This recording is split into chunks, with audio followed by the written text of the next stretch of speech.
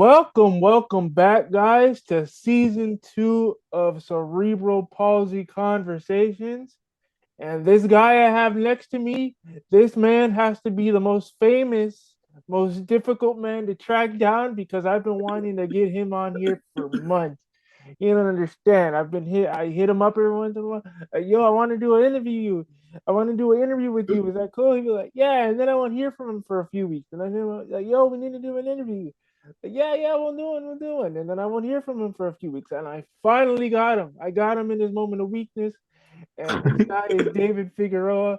And I'm gonna have him introduce himself just a little bit before I get into the rest of the stuff. Hey man, I appreciate you having me on here today, and definitely excited to share a little bit of my knowledge, expertise on cerebral palsy, and definitely looking forward to having an enlightening conversation with you and with your listeners here on the show today. Nice. Good intro. Good intro. It's almost like you do this yourself too. Oh yeah, I've been doing podcasting for the last 5 years. So if you guys haven't heard about the David Cerebral Palsy Fitness podcast, check it out.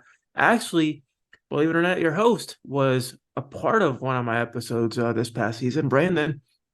So we talked a little bit about his journey with cerebral palsy, uh, his journey through fitness, video games, and a little bit about his aspirations and what he wanted to get involved in as the time progressed. So now it's my turn to give him the spotlight and make him ask the tough questions. So,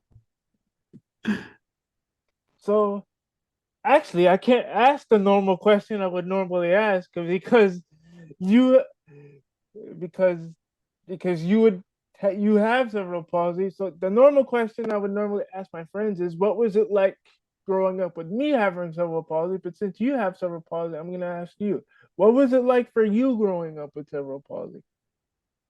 well, there's for me it was pretty unique. Like I had two different worlds almost.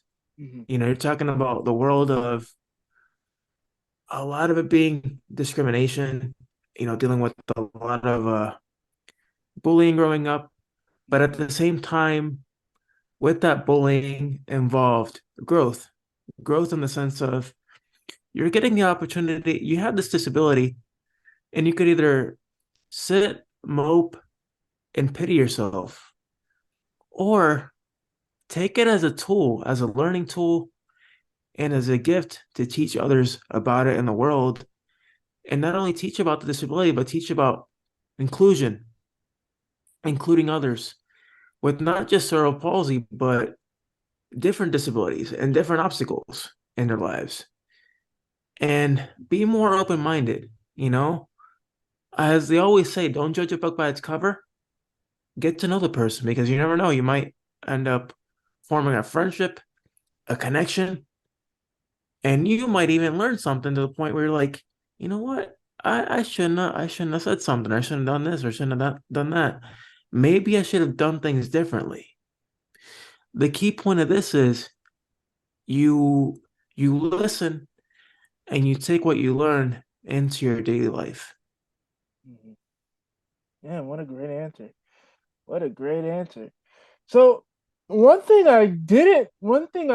we kind of spoke on it a little bit, but we didn't really get to go into deep into it on your podcast because it was more so I was more so the guest and you were most of the host.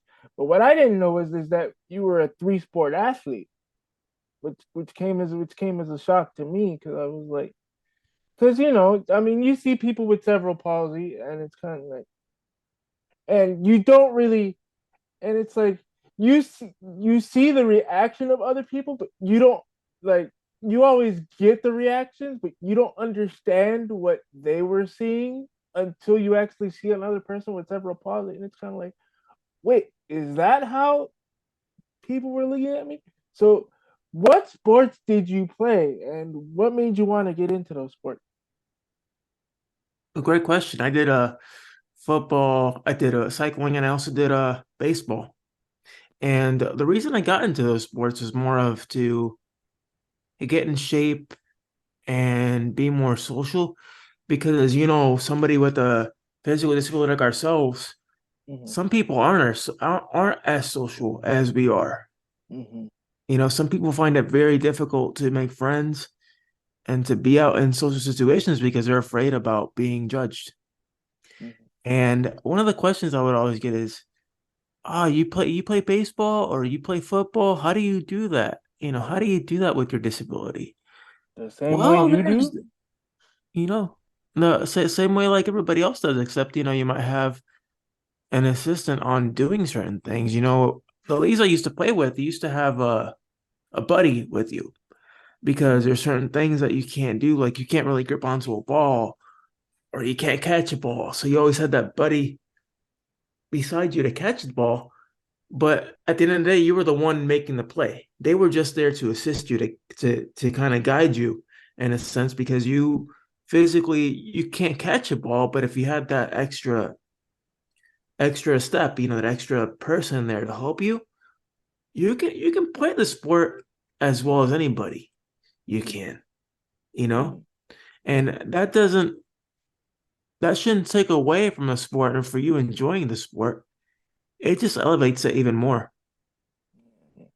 So for me, it's like I played challenger baseball growing up, and I didn't understand that, challenger baseball, it's with kids with other disabilities, and I had no idea that they didn't keep score.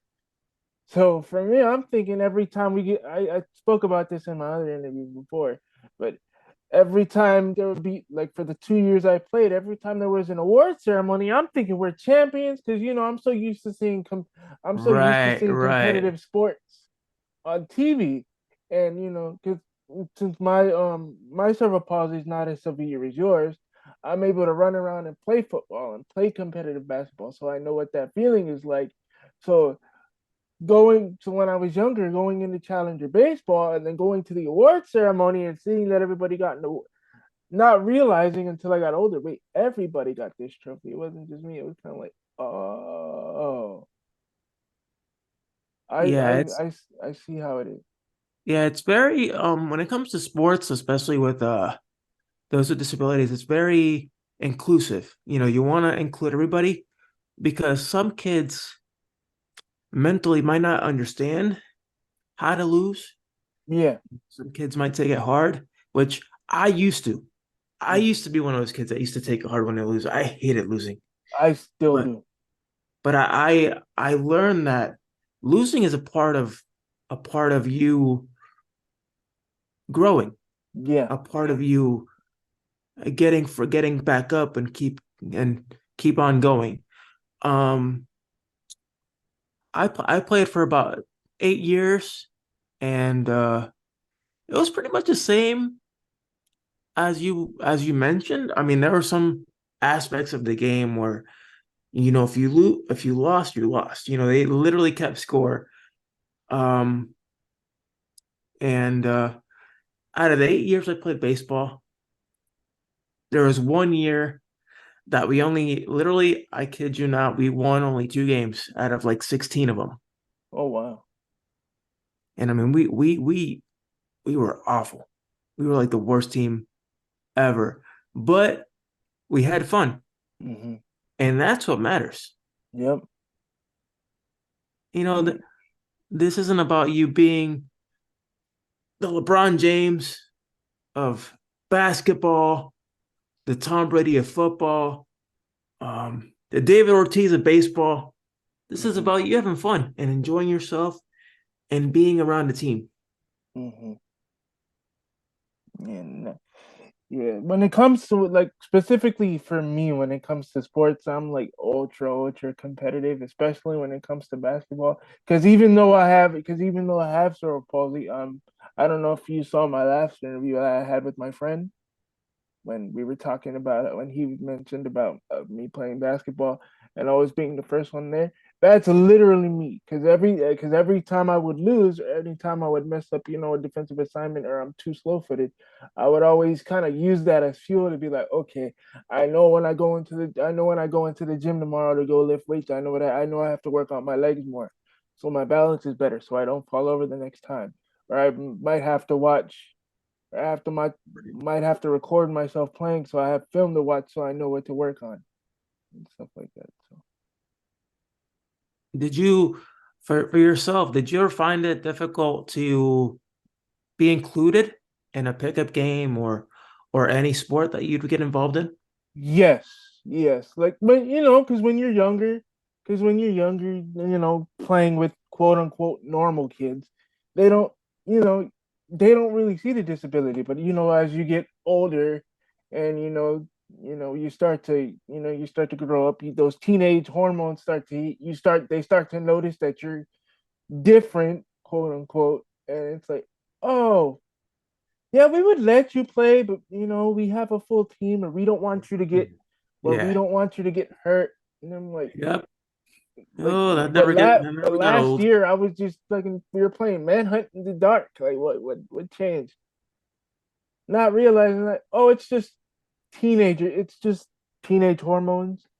As I get older, I kind of understand. I mean, it was still kind of messed up at the time. You don't really get rid of those feelings.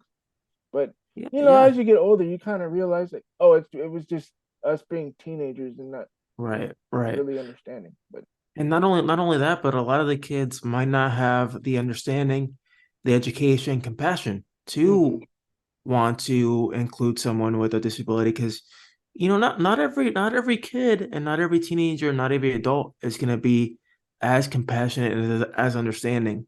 hmm And I've learned that, going through society and everyday life is not everybody's going to be looking at you with open arms and wanting to be your friend and all this good stuff. yeah, yeah. So my next question for you is, and it's a question I wanted to ask before, like, what were what was a point in your life where, like, not accepted it is a bad way to put it, but like, what was a point where you realized, like, I have cerebral palsy, and either I can deal with it or just sit and wallow in it? Like, when did you kind of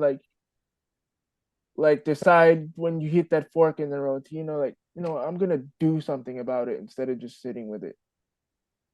Well, if when it comes to that question, I mean, it wasn't really till I was around like 24, 25, and just basically the day that I graduated from college, Mm-hmm. and I crossed that stage, and my mom, my stepmom, now mom, now had mentioned to me, you know, um, you have this cane and you have this disability, and it's going to be a part of your life, and now it's the time for you to embrace it.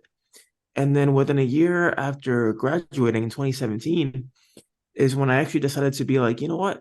Maybe it's time to share my story on a much bigger platform than just small schools and my peers.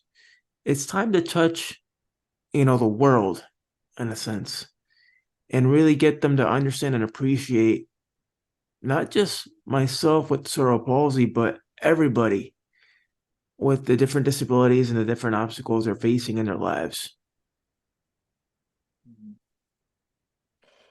Yeah, because that's one thing that I've, like, because ever since meeting you and talking to you for like the past few times that we've talked, I know we don't get to talk much because you're like, damn, it feels like you're traveling all the way all around the world. That's like Oh one yeah. thing. Yeah, that's like one thing I wanted to know. Like, when did you like decide to, like, like, deal with it? Because for me, it when I came to, like, it how do I want to word this without making it sound like I was just like super depressed? But you ever, like, when you were a kid, did you ever have like dreams like, okay, one day I'm gonna wake up and I'm gonna be normal. Like, one day I'm gonna wake up and I'm not gonna have it no more. Like, this is just a phase, and I'm gonna wake up and it's not gonna be a thing, and I'm just gonna be Oh able to do yeah, stuff. I definitely had my moment where I felt like that, but then I realized, you know what? You can either sit and like feel sorry for yourself and have people look at you and pity you and not want to be your friend and do this because you're all negative and being all pouty and stuff. Mhm. Or You can choose to deal with it on a positive light and hang out with people that actually care about you and appreciate you. Yeah. And that's what I did, you know. And like most people in our situation, especially when they don't have that positive support, tend to turn into not so great methods of Yeah. coping with things. Yeah. And luckily, I wasn't one of those because Hmm. I had that support system. Yep. Me So I was too. able to get through all those tough hurdles. Yeah, because there were definitely times, especially, I mean, you probably know from experience as well, where there were times after surgeries where like you have to go through rehab, and it's like, there's some days are better than others, and then there's just other days where it's like, why do I have to deal with this? Like no one else has to deal with it, but Oh yeah, I during the off season of football, I was training and doing weightlifting and getting into, really big shape. I was trying to get bigger because I played running back at the time in center. So I wanted to intimidate, the opposing hmm. offenses and on the field because I already had the speed. I just want to put the size on. I got you. And then when I was training, I actually lifted wrong one day and I felt pretty good the next day. I was going about my day and stuff. And next thing you know, I was writhing in pain when I got home. And then the day after, I actually suffered a hernia Oh and then had to have emergency no. surgery. Oh man. And that kind of, I mean, of course, I got back into football uh, a few months later, but that I told myself, you know what, that's the end of my journey through football. I guess I'm gonna hang up the cleats after 2 years of football. So um, that ended it. But I had fun, and everybody, I had a good experience, and some teams were very intimidated of me. They're like, we've been watching you, we've been recording you. I had another coach who I played against who was trying to start his own league, and he tried to recruit me from the disabled. He was like, "Why don't you join my league, join my team, and we'll get you all the hookup and make you team captain and stuff." And I said, "No, no, thanks." Wow. You were Because really I was out here. because I was that good, and I'm like, no, I stick by my team. I don't betray them like that. Not yep, yep. Yeah. So, going into fitness a little bit because I see you've gotten back into lifting and stuff. How's that been? It's been How's that? pretty good. I mean, I don't do heavy lifting like I used to anymore. My training regimen is mostly resistance bands and body weight training and physical therapy and maybe the kettlebell sometimes or the medicine ball.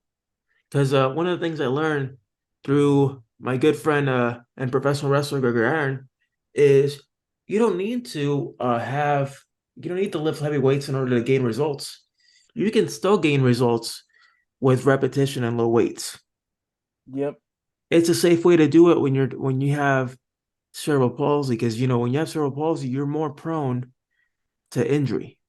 And Hmm. I know that by experience because I've had my fair share of injuries through sports. Yep. I've Yeah, especially with me in basketball, I've strained my calf twice. I've strained my patella tendon in my knee. Uh, most recently I just dealt with golfer's elbow because I Right. was I was lifting. Not only was I lifting heavy, but I was lifting it wrong, and I fucked up my elbow. Excuse my French. Oh yeah, it's all right. And now I'm starting to get over. Now I'm starting to get over heel spurs, which is one of the reasons I decided to quit FedEx because it was making me have heel spurs, which suck. Oh yeah, I bet all the heavy lifting and the walking and getting up and down the stairs, from the truck and you Yeah. know, No, I didn't have to. Thankfully, I didn't have to do any of the trucks. It was mainly just the standing for the 3-4 hours that was doing it, and I worked there for 6+ years. So just a constant of doing that for 6+ years, and then on top of that, I was still working out. I was still working out 5 days a week also, and not because when I started working out, I was like super super skinny. So when I when I started to see results, I got addicted to it. And in my mind, it was like if I stop, I'm going to fall into bad habits. Because one of the main reasons I started working out, because I a lot of people were saying I was getting lazier and lazier and lazier as time was going on, but uh, it wasn't until I looked at myself in the mirror and noticed how skinny I was and just how my lifestyle was in general. I was like, I need to make a change, and I immediately like hopped in and it was like 5 days a week, and then on top of that, I was doing FedEx. On top of that, it was 5 days a week at one point. It was like every day, every day, every day. And if I missed a day, I'm working out on a weekend, and then I'm playing basketball on Sundays, and I'm doing all this and all this and all this. And I didn't understand the concept of take a break before you fry yourself out, and it took like three, Yeah, four times of not me only burning that, myself but out. you're talking about when it comes to fitness in general, rest, good rest is what helps you grow. Yeah. Your body builds size.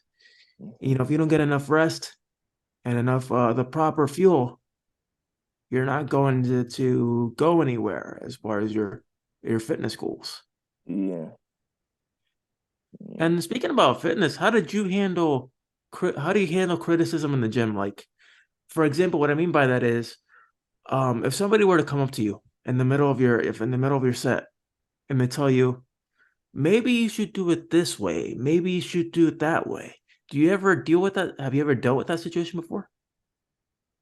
Not really. The one thing that bothered me a lot, and it still kind of does, and I know you've probably dealt with this too, is the random people that come up to you that you've never seen in the gym before. Oh, it's like, oh my God, you're such an inspiration. You're an inspiration, and this. I'm like, this is the first time I've ever seen you. I'm never gonna see you again. You're probably a New Year's, and it's not, I don't mind being called an inspiration. It's not being called an inspiration, that's a bad thing. It's being called an inspiration for just random Hmm. Just for doing every what everybody else is doing. it's random everyday things. Like, oh my God, the way you picked up that fork, you're such an inspiration. The way you drank that cup of water with that straw, you're such an inspiration for that. You make me want to work. And Hey, it's like, I'll one up you. I had a guy come up to the gym, come up to me and say, I saw you lifting and doing that stuff, good job and whatnot. And then he asked me for a picture, and I'm like, oh, what the hell? So I'm like, so I just took the picture, and then he's like, yo, let me give you my number, and then we'll go out for like a drink or food or something. I'm like, oh, I appreciate the offer, but nah, it's cool though, appreciate it. But yeah, I've had my fair share of encounters. yeah, it's not being called an inspiration that bothers me. It's being called an inspiration for, again, excuse my French. We're able to cuss on you, by the way, if you want to, Oh yeah, yeah, it's all good, man. flavor your language.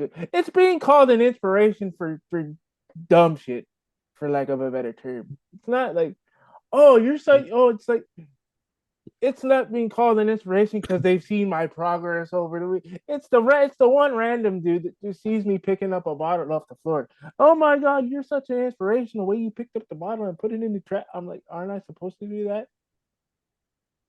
Like, But but then there's times where people do come up to me and they give me, good constructive criticism, like when my lifts and stuff at my form. oh yeah, And I'm like, yeah, I definitely appreciate that. And some people get really mad about it. They're like, let the guy do what he wants to do. And I'm like, no, let him teach me a little bit because I appreciate that when I have a chance to improve my form and somebody's giving me good constructive criticism, mm-hmm. I take it. Yeah, yeah.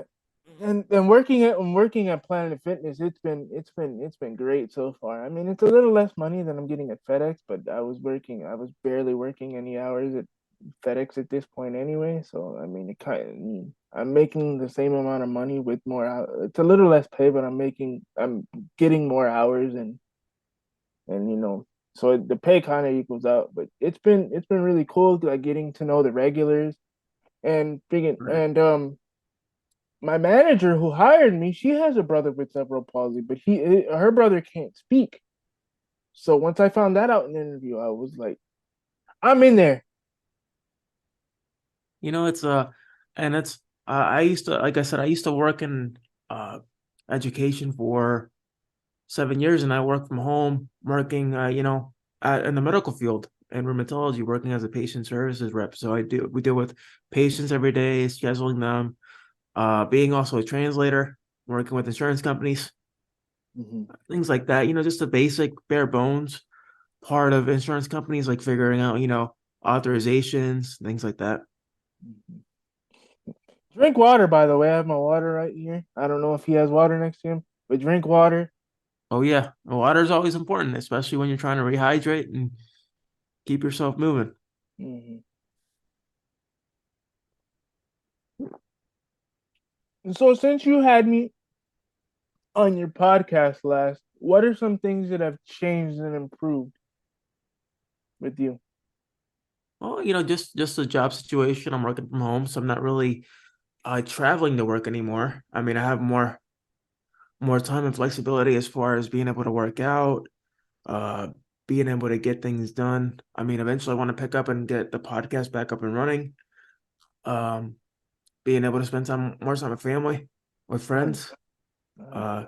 being able to do all kinds of events and networking, and like I'm trying to eventually start doing face-to-face interviews because I want to prep myself for June of this year, because June 8th and 9th I'll be up in St. Augustine doing the River City Wrestling Con as media for my podcast, and I'll be interviewing some of the top wrestlers in the business, Oh that have been wow. there since, interviewing wrestlers such as Sting, uh Trish Stratus, Lita, wrestlers that we grew up watching in the Attitude Era. Oh, I haven't heard those names in years. And the last time I legit watched a wrestling match, I think I was like, it was when Kane still had the mask on. So I was like Yeah, so 10. that was about 15, 20 years ago, Yeah, a we're little more than dating that. ourselves a little bit. Yeah,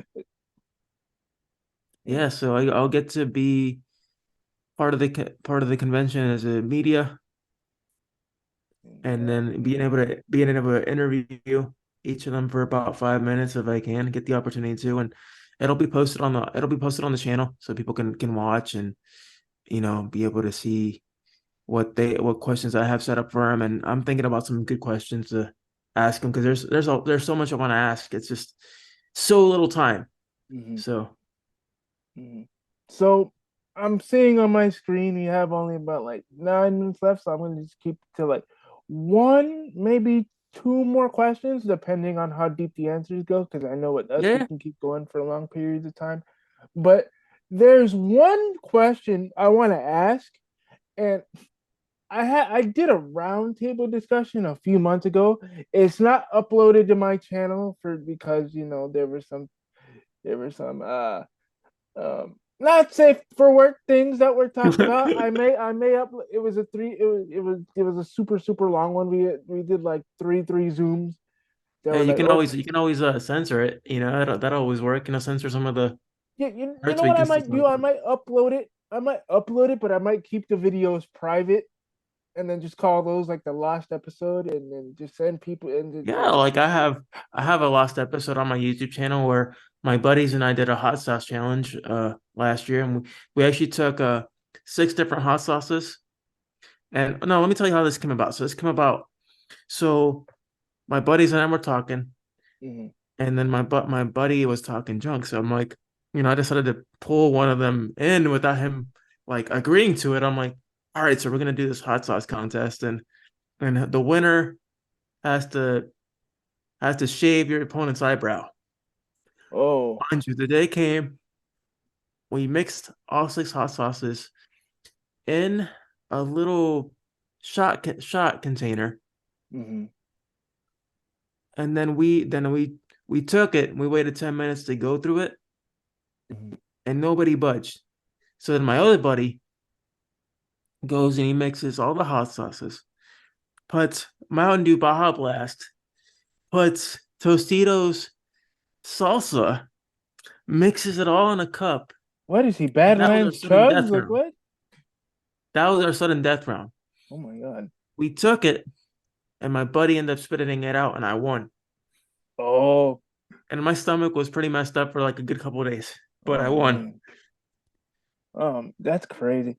So the question that I asked my two friends, John and Phil, you've probably seen their interviews when I posted them. I'm not sure if you have, but the question I posted them when we did the roundtable display, well, the question specifically, I asked them was, what's something you like about the cerebral palsy community, and what's something you wish could be better that you don't really like? Something I like about the community is there's a lot of people try to come together, Hmm. and things like that in a sense of what they're kind of uh what they agree with, as far as what they like, what they dislike, Hmm. things like that. And then one of the things that I don't like, which is what I see often, is some people, forgive me, and some people are really pushy. Like, I mean, I'm in those groups, and some people they'll message you and message you and message you like nonstop, like them trying to get to be your friend. And I'm like, I want to talk to you, but you're just Um, like, you know. I've gotten that a few times because I know we're in a couple of the same groups, so I definitely know that feeling. But one thing I want to say that I don't like are those people that are in the groups that are like super pessimistic and like As just super negative. It's like you'll Yeah. post something positive and it's like, well, you're lucky because you did it with that. And I'm like, I just posted this because I wanted to, possibly help somebody. I didn't post it just because I wanted to Or brag. they see it as you like showboating or showing off or something, right? Yeah, it's like, no, I post this video of me getting my driver's license to show people like, hey, I got my driver's license and I have this. If you're thinking about if you've been thinking about getting your driver's license and you don't think you can without hand controls having a disability, well, here you go. Here's an example. I'm the example. Use me as the example. So, Oh, and you ever get this oh no, you're too pretty to look like you have CP, or you're too handsome to look like you have CP. I get that a lot. uh, I get that a lot, man. Like it's crazy. like what? I've never gotten that personally, but I've, but I don't. I think. Do you follow CP Truths on Instagram? No, I've never heard of them. Him. You should definitely follow him. CP Truth. See, he was actually I don't know if it was televised, but he was on an interview, and he actually said that, he actually said that a girl said, I would like you more if you weren't disabled. And I was like, what? Yep, I'm there it like, is. I'm like, what type? That is crazy. I Granted, I've never dealt with that myself because I haven't had a hug since the 10th grade. Wink, wink. But um, yeah, that was crazy. That was crazy to me. But one thing I do like is definitely the amount of people that I can see, like, oh wait, he has cerebral palsy, he can do this. I want to, until before I started doing these interviews and things, I would always think, well, I want to pick his brain, but I don't know how. I never knew how. And then once I was on your podcast and then I was talking to my mentor, and my mentor said I should start doing stuff like this. I like doing this because I get to get different people's perspectives on Yeah, bro. what cerebral palsy is, or what growing up with me, or what other people having disabilities is like. Because like my friend was saying in our last interview, everybody has their own story. It doesn't have to be this grandiose thing, but everybody has their own story. Exactly. Exactly. I agree with you. 100%. So it's going to be so we only have a couple minutes left on this slide. I don't know if you're busy after this or not, or if you have any Yeah, extra free time.